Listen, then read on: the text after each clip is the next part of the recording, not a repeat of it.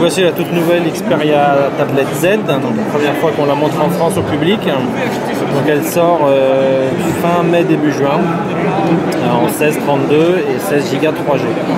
Au niveau des caractéristiques techniques, la première chose à noter, c'est qu'on a l'appareil le plus fin et le plus léger du marché.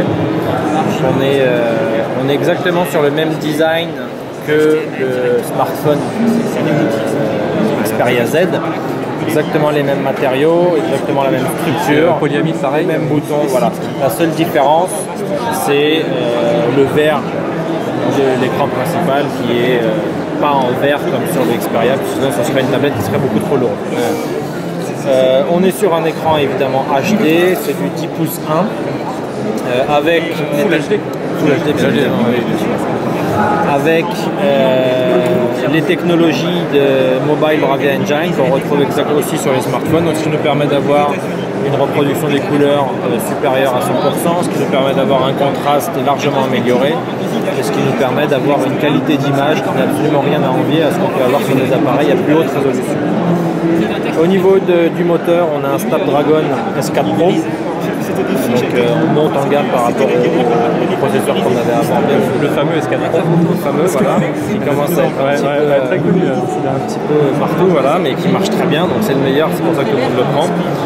Au niveau connectivité, on a toujours la télécommande infrarouge, c'est quelque chose qui plaît beaucoup, avec la télécommande universelle.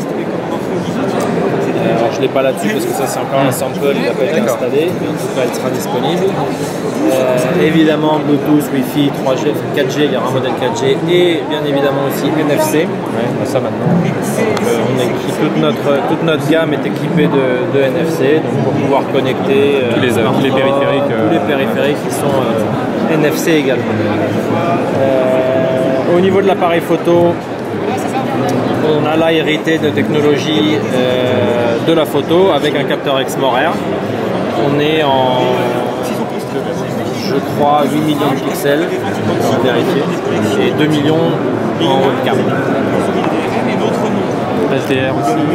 Avec le mode HDR aussi. Ouais. C'est encore une fois le même que sur le smartphone.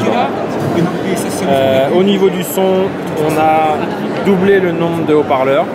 On en a 2 en dessous, enfin 2 sur chaque côté, ce qui permet d'avoir toujours du son qu'on le tienne comme ça, ou alors en dock, permet de jamais obstruer le son.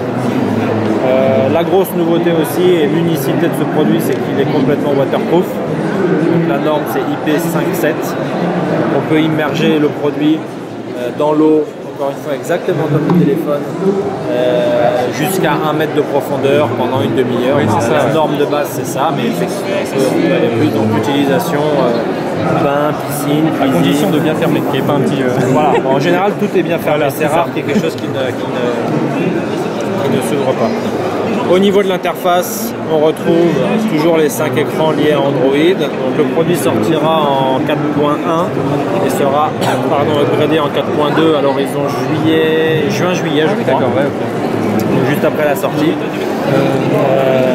Et on retrouve toujours l'accès à nos lecteurs musique, photo, vidéo.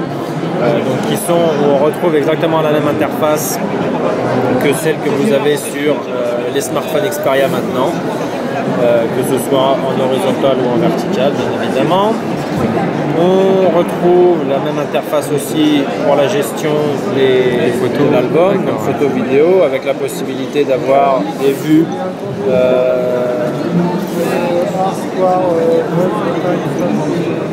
d'avoir les accès directs à Picasa, Facebook et d'avoir une vue tridimensionnelle avec Google Earth pour les photos qui sont géotaguées.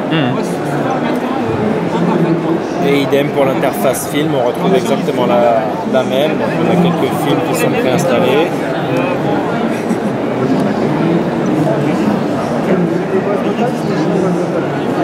J'ai un peu de son, même si on ne va pas entendre grand chose.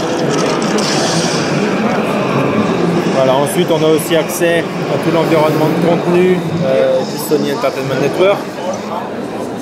Donc vidéo unlimited, plateforme de vidéo à la demande, musique unlimited, et puis on a aussi une autre application qui sera préinstallée qui s'appelle PlayStation Mobile, sur laquelle on va retrouver une cinquantaine de jeux PlayStation développés pour un petit peu comme il y avait eu sur smartphone. Ouais, c'est ça. Ce sera la même interface sur les smartphones et sur les tablettes.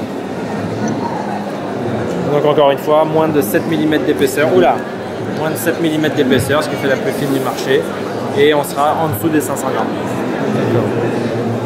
Au niveau connectique, on a un port micro SD. Jusqu'à combien tu peux augmenter? 32? Je pense que maintenant la 64 doit être acceptée. Ouais, c'est ça. À vérifier, mais 32 minimum. Ouais. Ça c'est quoi? Ça c'est le micro USB. Un port magnétique pour la dock, pour charger en même temps. Et ensuite on a la prise casque. Et donc en fait ça c'est même un MHL. Et tu peux diffuser directement sur la télé ou l'écran. Avec ça on a des adaptateurs, HDMI, USB, USB host. Disponible en blanc. Disponible en noir uniquement. Ah d'accord. Voilà. Le blanc en fait sera réservé à la vente directe, donc le blanc sera disponible sur Sony.fr et au Sony Store Georges V.